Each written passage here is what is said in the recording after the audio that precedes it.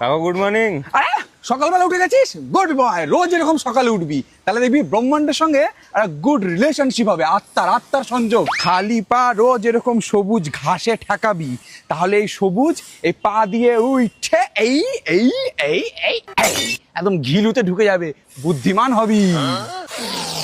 এ কি করছো?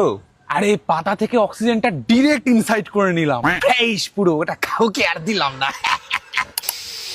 আরে সকাল সকাল রোজ এরকম জোরে জোরে শ্বাস নিবি, তাহলে যত ফ্রেশ বাতাস ইনসাইড হবে তত দুর্গন্ধ বাতাস আউটসাইড হবে। এই দেখ,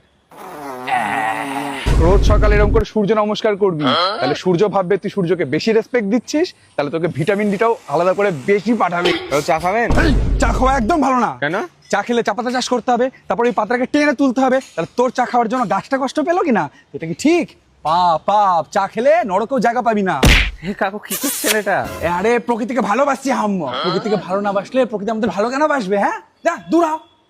বাবু আমার, সোনা আমার, লাভ ইউ। কাকু এখানে কি করছেন? আরে একটা ফেস টু ফেস কমিউনিকেশন হচ্ছে। মানে? তোরা বুঝবি না, আসলে সূর্য যখন ওঠে তখন তোরা ঘুমাস, যখন তোরা উঠিস তখন সূর্য ঘুমায়, এই জন্য কি হচ্ছে না, কমিউনিকেশন গ্যাপ হচ্ছে। আচ্ছা। ছাড়। হ্যাঁ সূর্য, তো আমরা